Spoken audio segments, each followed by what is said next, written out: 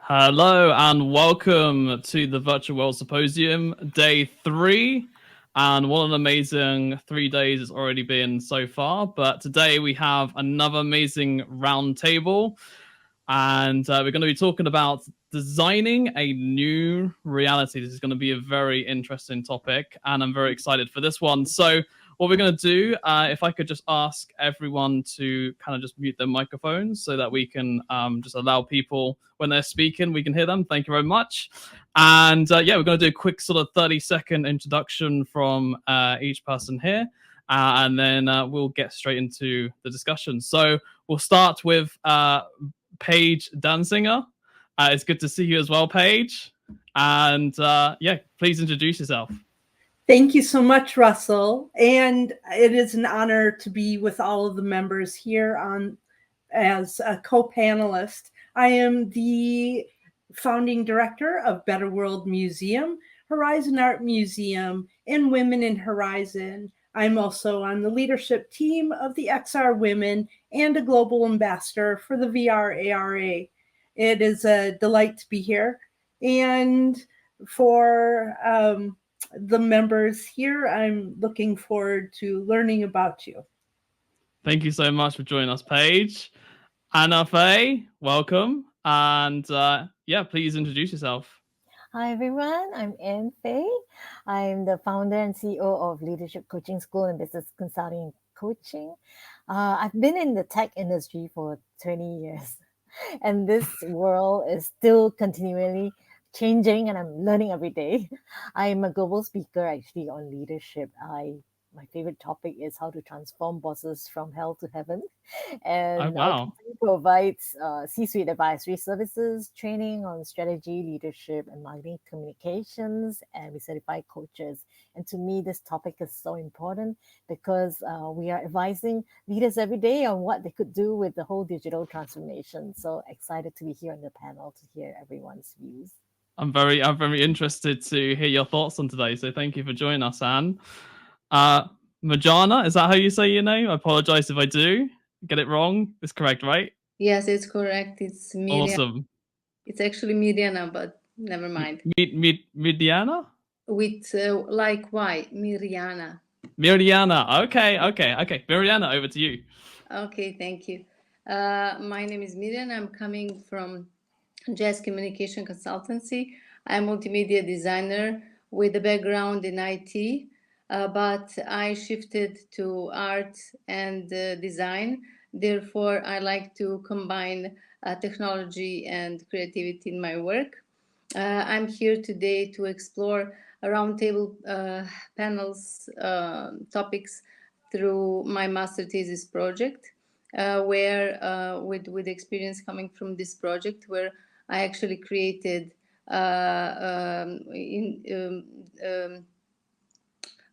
digital experience. Actually, it's a combination, a multisensory immersive installation, which help us reconnect with the nature. Wow. It places humanity and nature in the first place, and help us to explore how artificial systems can actually enhance our experience. Because for me, it is very important that what we feel, whether it's virtual or real, it becomes our experience. So AI definitely can help us in this matter. And I am very happy to be at GatherVerse for the second time and explore future connections between humanity and technology. It's a pleasure having you with us, Mariana, and thank you for joining us today. Alec, welcome. Hey, can you guys hear me okay? Yes, hi, welcome. Fantastic. Hey, Russell and all panelists, thank you so much, for inviting me here, GatherVerse team and Chris. Yeah, so I am a founder of a company called Animoy Solution. We are a Web3 focused design development agency. My speciality is, obviously UI, UX, building metaverses and creating apps on blockchain. So I've been building up, metaverses, like they were called virtual worlds back then, since 2007, right? Wow. And yeah, so that's quite old, right? So my see, the idea is, like how can these spaces, like we start as virtual spaces, can actually transcend borders, can transcend limitations, and give rise to everyone, for a free self-expression, like in a world driven by a lot of prejudices, be it, I mean, so many, you can look around, right? So Yeah. how you can break them. And I also run three podcasts. One is called The Future of Web, where we get founders to come and talk about, how their work or their design or anything is impacting the space. And then there's one about tokenization, and then one about AI. Yeah, and yeah, I'm a guest faculty in a design institute, and I'm used to make short films, hopefully Well, to come back. well, thank you for joining us, Alec, and it's great to have you with us. And I'll definitely check out those podcasts for sure. Camilla, welcome. Last but not least of the panel, welcome, and please introduce yourself. Yeah, thanks for having me. So, Camila Sanders, founder and CEO of Greater Than Equal. I do strategy consulting for creatives working at the intersection of technology, equity, and social impact. And so, basically, I help creatives that have this grand ideal actually execute that ideal and realize their visions. Oh, wow. Also, co hosts on AI for Creatives podcast and Fashion Futurist podcast. And so, kind of my mission is to help to educate people and expose creatives and marginalized people to these types of technologies so we can break down barriers globally. Amazing. Thank you so much for joining us, Camilla. And yeah, all right. Also, I'll quickly introduce myself. My name is Russell Bundy. I'm Director of Partnerships at GatherVerse, and also basically I handle all the partnerships, basically like sponsorships, and if you want to partner with GatherVerse, all that kind of sort of stuff. That's what I do basically. And I also I have my own company as well. I'm an entrepreneur. I'm also a CEO of my company too. So that's me pretty much in a nutshell. I'd like to keep it very simple and straightforward. Don't go on. So we've got more time for questions and for discussion. So let's start with the first question, shall we? Which is, what principles guide the design of immersive and engaging virtual environments? Do you know what, Camilla? Since you did such an amazing introduction, I'm going to fire this question to you. What are your thoughts? Yeah, I think you really have to focus on the user. I think anything that you do, a lot of times people go off and they build these, wonderful, amazing things, and sometimes it's not functional.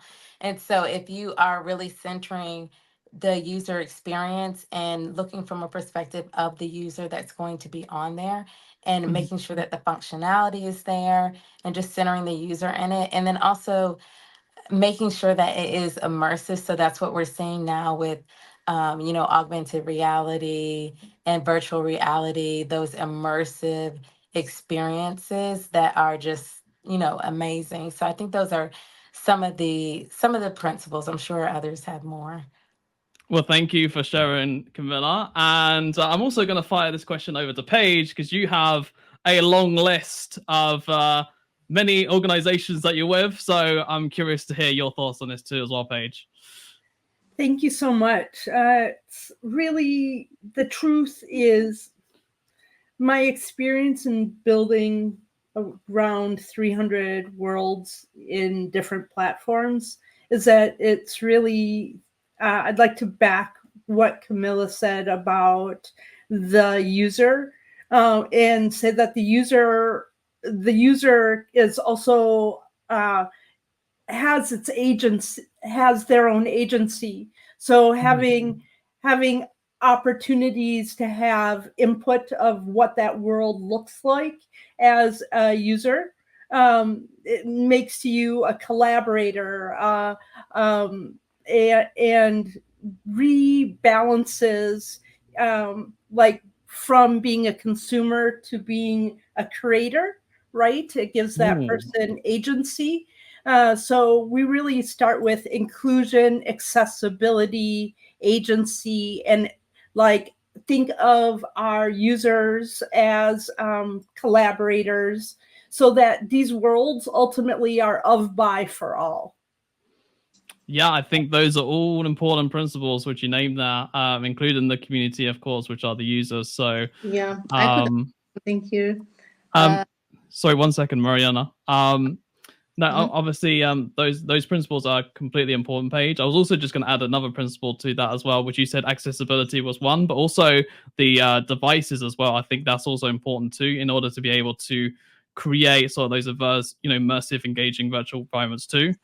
So anyway, yeah, Mariana, over to you. What did you want to input today? Yeah, like three main design principles are the design is user engagement, that it provides interactivity with user design, and that has a good connected story. So it helps the overall context.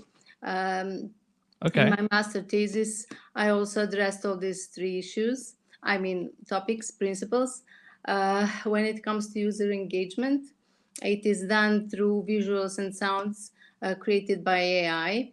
So it evokes actually emotions from users, and they think about their role and their place in universe and nature.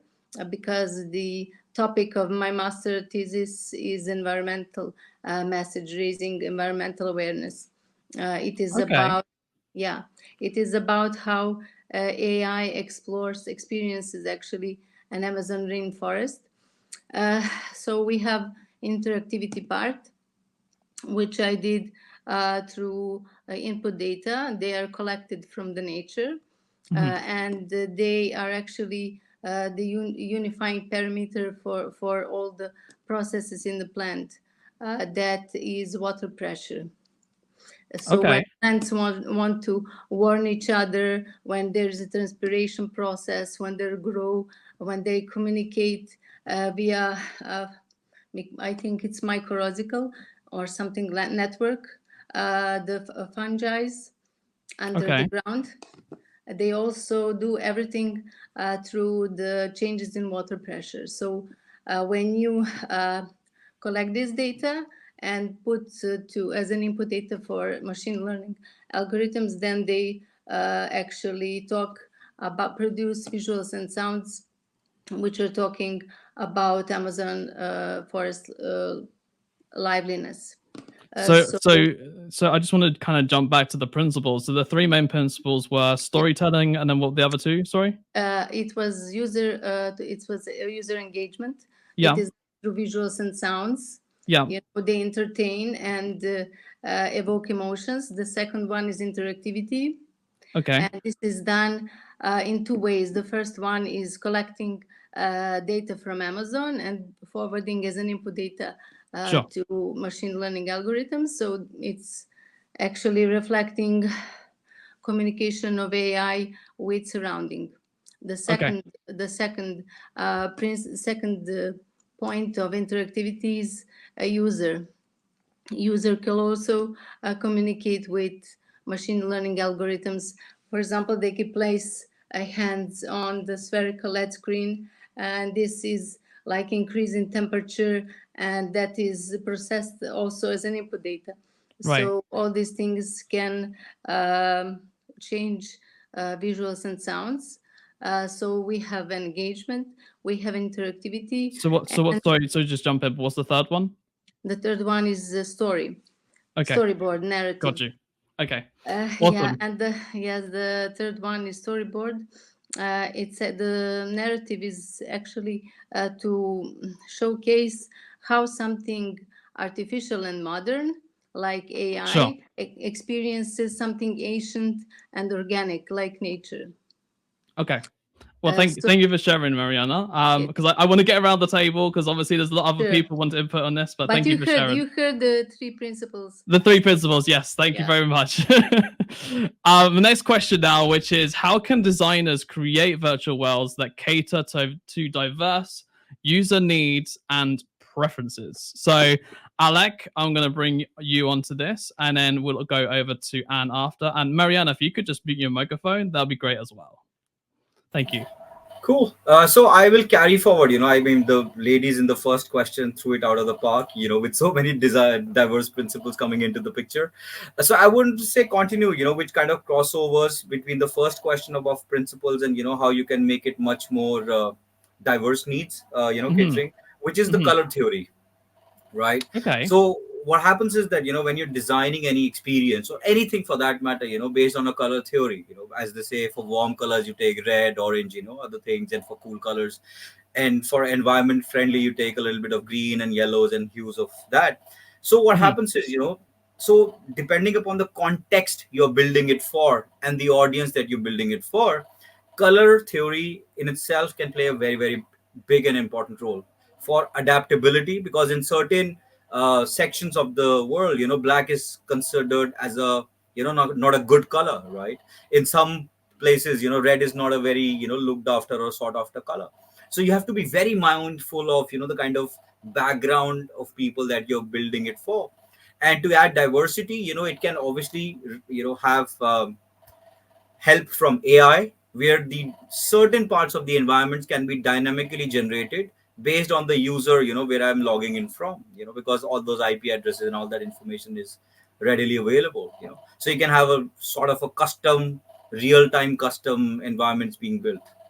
Over to you. Thank you. Thank you for sharing, Alec. And I also think maybe a part of that is from a data point of view as well. Like you can have from all the data you gather, you can kind of verify what sort of colors are best, and how can it be specifically divine, right? Yes, From a absolutely, UX UI absolutely, standpoint. Yeah. absolutely. Anne, over to you. What are your thoughts on this question? Oh, great. I think all wonderful thoughts that everyone has shared. I'll probably add a couple. The first one is really about the linguistic aspects, because I think now a lot of the platforms they do cover the major languages, but there are also the minor languages and dialects as well as accents. So this Mm. could be one consideration where we can broaden the variety of languages that would then provide greater how do you say familiarity for the users. In the second area, I think it was also discussed in the previous panel, but I want to highlight here is that the diversity of culture for local context sensitivity. Because I think a lot of times the designer would probably see it from their own personal perspective, but how could we widen that perspective to take on a more world view and really dive into the very unique cultures and bring that emotional connection to the users? The third area I want to talk about is about accessibilities. Of course, we talk about gadgets that might be maybe formatted for more neurodiverse users. Because I think today there's a lot more awareness about different people who are adapting to this new digital transformation. And how do we bring them along in our journey without forgetting that they would need some customization to support their ability to come on the journey. 100%. 100% agree with all of those points. And I really think once once the glasses become stylish, and look cool, and don't weigh so heavy, then I'm sure a lot of people will adopt them, in their accessories to be able to, instead of be looking at a phone, you'll be looking in the glasses instead, right? So, but here's another question, which is, in what ways does storytelling influence the development of virtual reality? So, Mariana, we'll come to you on this one in just a second. I want to bring Camilla in first, and then we'll go over to you after Mariana. So, Camilla, what are your thoughts on this? Yeah, storytelling is really the fundamental way that humans connect, right? And so when you're doing storytelling in a virtual world, you want to evoke that emotion that is going to happen and really engage people. And that is really how you engage. It's not just the interaction, it's about that story and that journey that people are going through. And especially in the social impact space, I mean, you have the power with this virtual world to connect people, right? And to give people that immersive experience. And not only are they able to see and experience things, but they're actually able to go along with the story that will mentally and almost subconsciously like connect to you and evoke different emotions. So it's super important when you're talking about developing virtual reality or virtual worlds. Absolutely. Absolutely. I couldn't agree more. And I'm sure Mariana agrees as well. Mariana, what are your thoughts? Yeah, storytelling narrative is very important. It sets the overall mood, the atmosphere. It sets the context. It also brings emotional depth and gives a framework for a user to interact with the design. In my master thesis, again, the story was about expressing how artificial systems technology experiences something organic. So I wanted to put humanity and nature in the first place and to raise awareness about Amazon rainforest. Also, actually, it is inviting the story in my master thesis is inviting users to reflect on their impact on the nature. Yeah, no, I mean, I agree. I agree with both of what you're saying there. I honestly, I haven't really got anything to add. I think those are both great points that both of you brought up. So, and I think that pretty much summarizes the storytelling side. So, thank you, Mariana, for sharing that, and also Camilla as well. There's quite a few comments as well coming actually. FTV says great conversation. Luca says, for example, recently I found a treasure in One World 1, but I wasn't able to collect it and bring it to my space. I think he was referring to the question earlier, actually. But yeah, thank you for sharing, Luca, as well, and FTB. And hello to Lynn as well, who just moderated the last panel. The next question now is, how can user feedback be effectively incorporated into the design process of virtual environments? So what I'm going to do with this one in particular is, Alec, I'm going to bring you in this because you're the UX UI expert here, I believe. Well, and then also Paige, I'm going to bring you on this too as well after, because you have, like I said, such a long list. Paige is crazy. So, Alec, over to you. Sure. I think one way is, first of all, to understand whether the feedback is valuable enough or not. Because what happens is, when you ask somebody for feedback, it can also open a can of worms, like people can just say anything and everything, right? So it is always important, when you're taken feedback, fantastic, well documented, but you have to have that discernment, what should you listen to and what you should not listen to. The best thing to listen to, like as an incorporation for in the design process is when you listen to a variety of people who are talking about the same subject and pick on the common things, the common threads which everybody wants, as a feedback. Maybe it just could be, changing the icons size or maybe the font, or as simple as that. Or when you're entering it, what does the welcome screen look like, when you are entering into a virtual world? Does it open doors, or does it looks welcoming enough or not? So anything which is common factor among multiple feedbacks, start with that and then go more deep into individual pieces. That's so interesting. Yeah, no, that is so interesting. Like, I honestly, like from a UI UX standpoint, I completely agree with that so much. So, yeah, and Paige, yeah, what are your thoughts? I'm sure you have a lot to add to this too. Well, I have direct experience. This past week, I've been learning a new building technique. So I created a new world for my Women in Horizon group, and even set a date for tomorrow for an event there, right? A new avatar AI shirt party to show off our new shirts. Where can people where can people go to that? I'm interested in that for a second. Where can people go?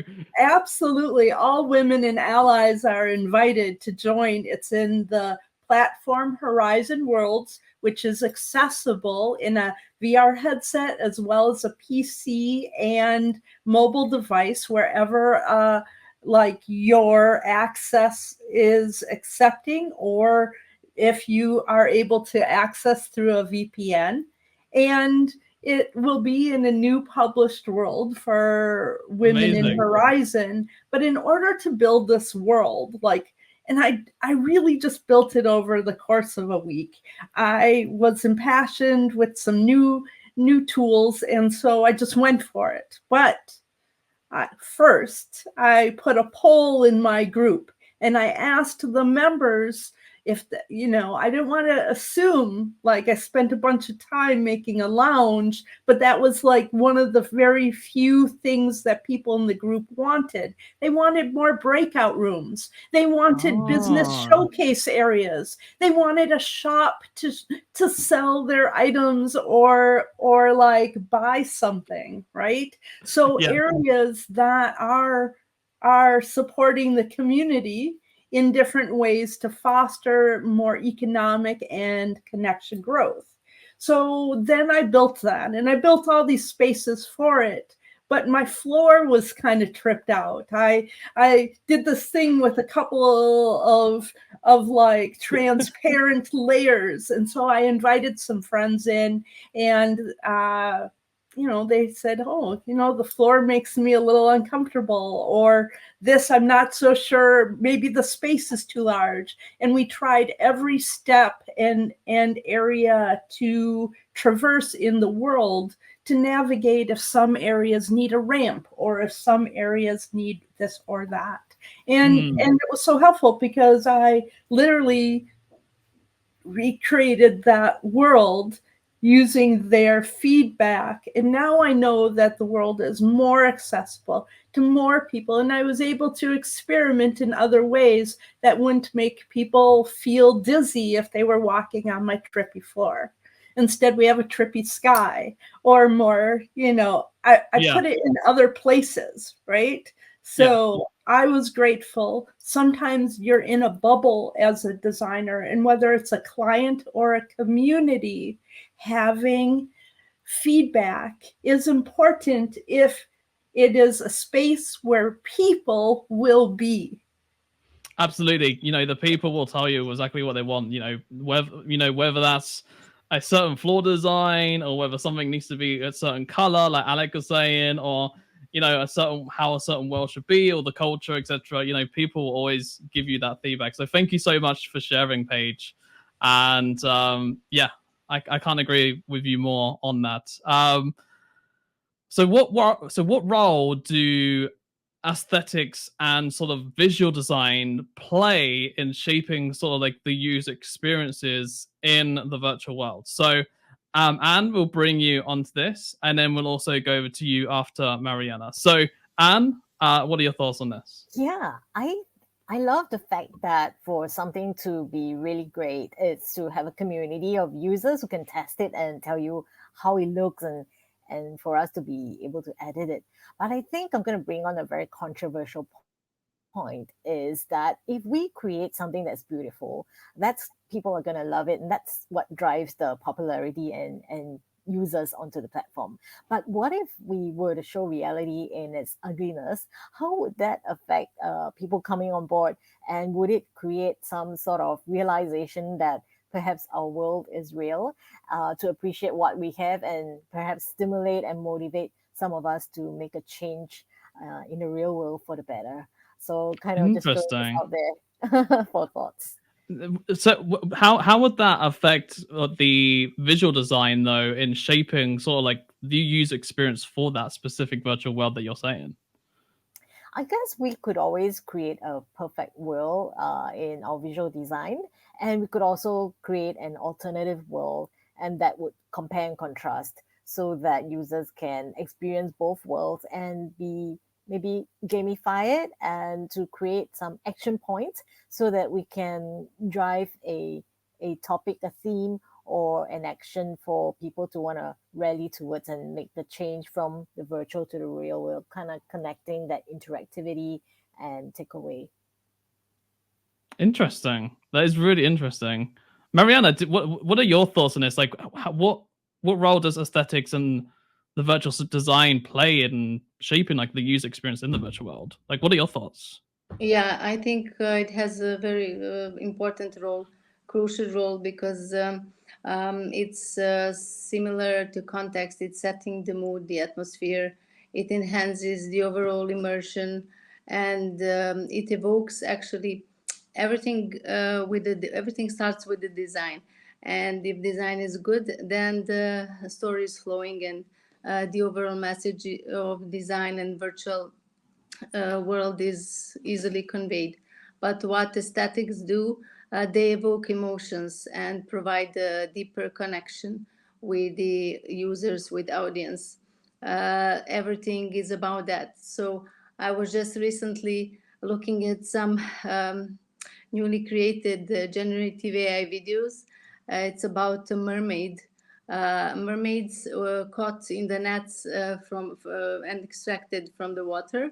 And those mermaids, I don't know if you've seen these videos, it's pretty ugly and it was repulsive, and it was like very strange animals with big noses and ears, and there was no aesthetics and it was not appealing. So there was it also produces some kind of emotions, but it's not pretty. It's nothing aesthetic, but definitely aesthetics play a role in evoking emotions, whether those emotions are positive or negative. I can see Paige is agreeing. She's like, yes. I saw it in the comments page. Yeah, so I'll just follow up on Anne and Mirjana.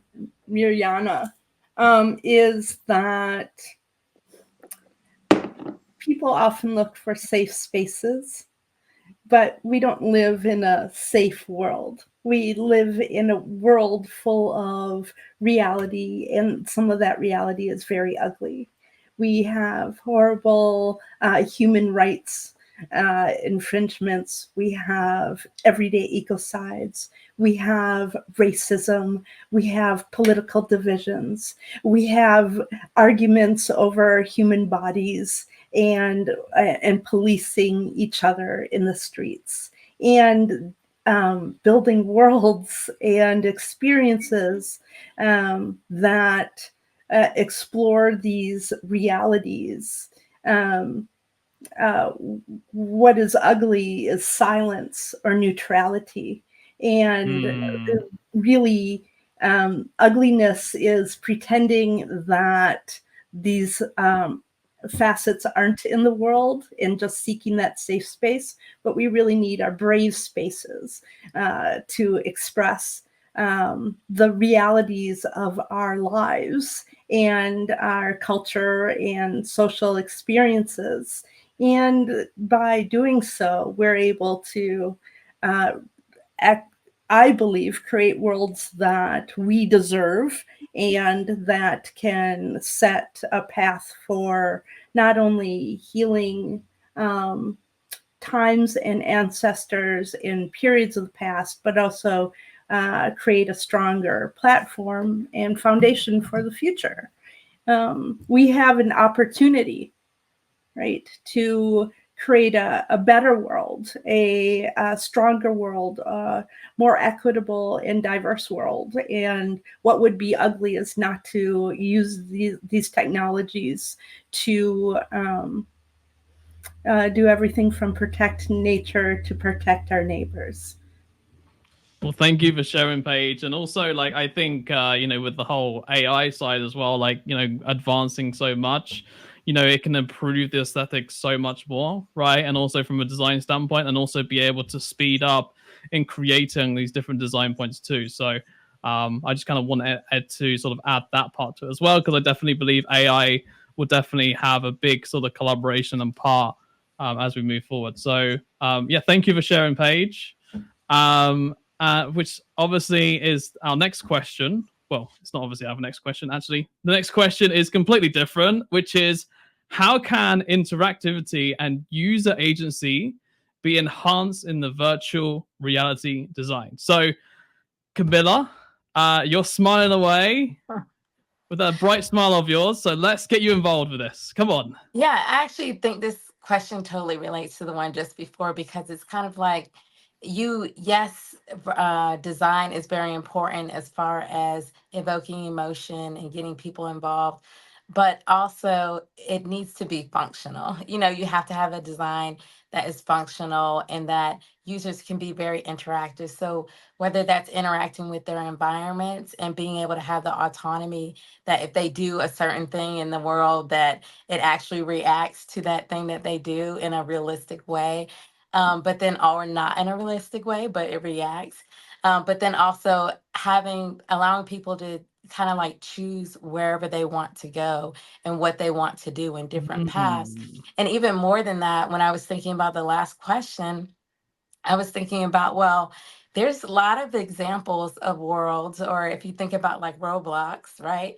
That is Right. not visually appealing at all, but it's more about that collaborative environment. So some of the best worlds, they foster that collaboration and that connection and the interactivity with other people and kind of that autonomy to do whatever you want in that world. So I think that that's really what enhances the design. Wow. You've unspilled a lot there, Camilla. That's great. You was like holding that in. You was like, Russell, just let me go. I want to release it. That's brilliant. Alec, what are your thoughts on this quickly as well? No, so I think what Camilla said, it's really important. And what I would just, slightly add, if I may, is that if you gamify any experience, what that does is, it adds a little bit of interactivity, and it makes everybody, the user, loosen up a little bit, because once you add gamification, the instincts come into the picture, that you want to play it, you want to earn some rewards, you want to earn some tokens, and, just have a good time, not make it very aggressive. And that's where the game designer as a role, as a person, plays a very, very important role, of how to design that game. It kind of makes me think as well, like there is people inside of Roblox, right, creating their own virtual worlds and stuff, right? They're literally like the creator, like the designers, you're saying, right? But also at the same time, they are also making a ton of money from doing this, right? Like kids are becoming millionaires, right, from being on Roblox. So it's very interesting how you're saying the gamification aspect and then also being the internal designer. And it's like their community are the internal designers and are the people that are earning the revenue from that. Like, what just quickly, what are your thoughts on that? I think that's a very good way, because see, for anything to be sustainable, it needs to make monetary beneficial sense.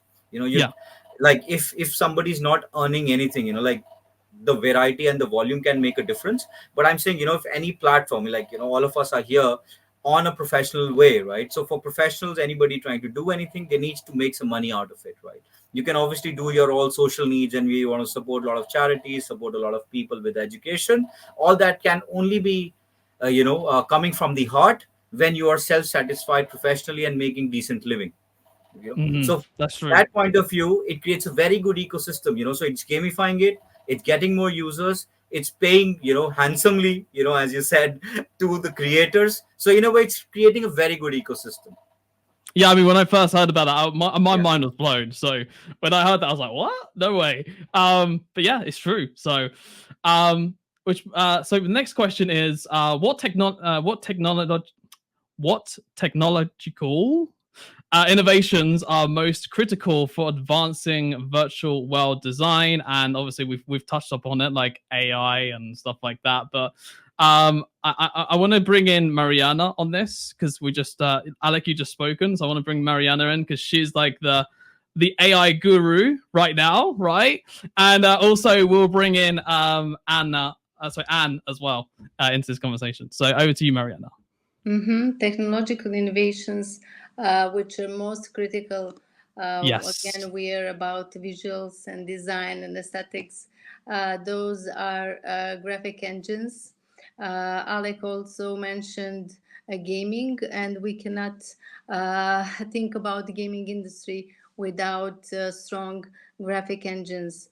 So you can see this from popularity and profit NVIDIA is making. So you cannot think about any Mac PC without NVIDIA or similar. So definitely graphics. Then probably robust hardware, which can hold the virtual world, because internet as well. If we think about metaverse, maybe some territories, infrastructures, or people, even users, could be cut off due to lack of these technological components. For example, internet and hardware. So, and of course, AI would be very significant component, because AI really drives innovations these days. So this rapid rapid development of AI is definitely going to add pretty much to development of virtual worlds. I 100% agree. AI is like one of the most critical technological innovations of our time. I get blockchain is great and everything. I get the metaverse and VR and XR and all these amazing other technologies, but AI is just one of those monsters where it's just like it's wrecking havoc and everything, right? It's not just one particular industry; it's all industries on another level. So, Anne, over to you. What are your thoughts on all this? Definitely AI, 5G, and since you mentioned, I was gonna say blockchain is critical. Because it's not just for every industry, but in particular in the virtual world, how do we manage digital ownership and asset transfers? Because at some point in time, when you're buying the houses in your virtual world, you will be transferring stuff from the virtual to the real world. So perhaps blockchain is that next technology, which will be critical in advancing the design and the use of the virtual world. One big question also, now that we have sight and sound, what technology will bring in that smell that will create a full sensory experience? True. Yeah, I mean that's gonna be crazy, and also we're gonna have robots as well, and there's gonna be so many different crazy innovations happening. By the way, we don't have much time left. What does AI smell like? Christopher just said. All right, that's funny, Christopher. That's funny. Okay, so let's go on to the next question because we've got literally like 2 questions left. So my question, and this question is, how can designers balance creativity with functionality in virtual environments? Camilla, we'll bring you on this one, and then we'll go to the next question, and then we'll bring in other people so that we can finish these questions off. So Camilla, what's your thoughts on this? Yeah, I probably have a quick answer. I think it's about collaboration. So collaborating with the technical side, the engineers, the creatives, and then also collaborating with the community, right? So a lot of times 100%. creatives go in a silo and they build things, but you have to, every step of the project, before launch, during launch, after launch, you're always collaborating with the community, and they're going to tell you like, hey, this does not work this way, or this doesn't, So that's, I mean, you have to have someone that's going to step outside of what you're doing and actually like test it, So just that collaboration and communicating with your community. Absolutely. And we'll go straight on to the next question, and then Alec will bring you onto this one, which is what strategies can be employed to ensure accessibility and the design of virtual realities? I think this is a great question for you. Well, I think the strategy first is, like I'll come back to the basics, there was a strategy called KISS, keep it simple, stupid. Yes, I love that one. That's my motto. Right.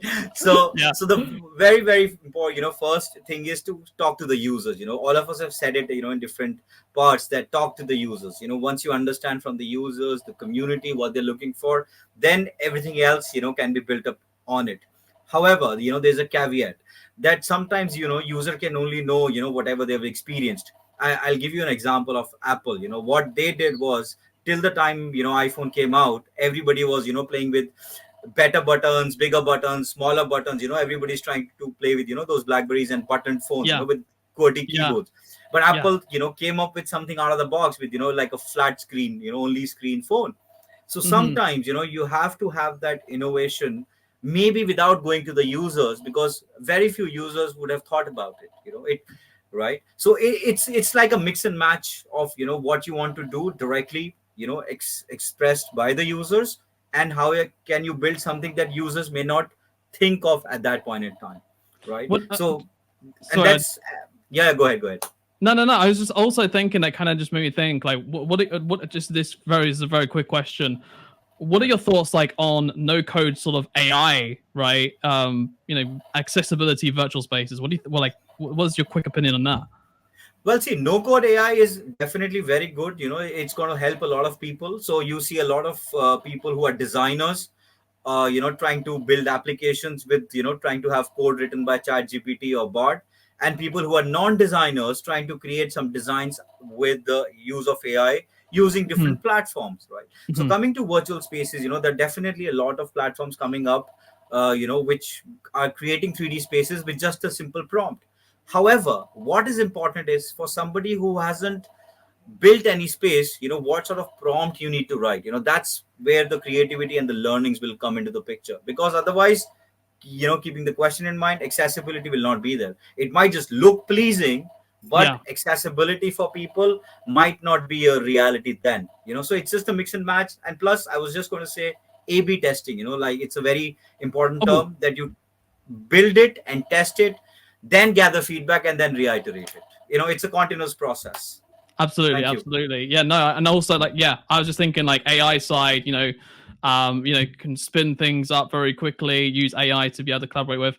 Apparently we only have 5 minutes left, so we'll get into these last two questions. And we'll bring you on to this one, which is, how do ethical considerations impact the design and development of new realities? You've got about 60 seconds to answer this in, so fire your best shot. I think technology is meant to harness and empower humanity.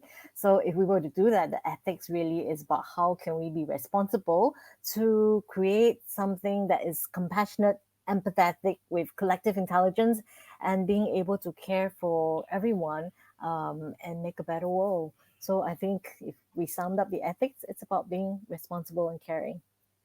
Oh, wait, okay, well, this is our last question, actually. So, Paige, you can jump on this too. What are your thoughts?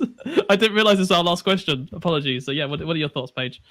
Thank you. I really loved the last, Anne's statement. And that's left me the idea of being more loving and caring, right? And that includes looking at the realities of the tools that we're using. I love AI. I love it so much. I use it every day. But I'm really concerned that it is inspiring, like, new nuclear facilities. So we need to, as I said, discuss some of these uglies and create what is actually the best roadmaps for not just humanity and nature, but beyond, right? Where we're going to be including space travel in these discussions before not too long, as well as creating more cities that are edible and functionable for all members in our community, not just like the fancy mall strip for people downtown. These technologies, our ethical standards need to broaden and expand dramatically. Discussions like this will help do that. Thank you. 100%, 100%. And I'll just add to that as well: transparency, accountability, fairness, non-bias, accessibility. Yeah, we can go on and on and on, but I think we are pretty much out of time, as I believe. So thank you very much to everyone for joining us today on the panel. It's been amazing having you all here. So much has been discussed, so much has been shared. So I appreciate all of your time here at GatherVerse, and thank you for all joining us. So make sure you all go and check them out on LinkedIn, of course. Make sure you search them up, search their names, connect with them, and have loads more interesting discussions. Or even if you just want to, collaborate, then definitely do that as well. My name is Russell Bundy. I am the Director of Partnerships at GatherVerse, and this has been an amazing panel. But it's over from me, and it's over from the panel. And Christopher, I'm going to hand it over to you.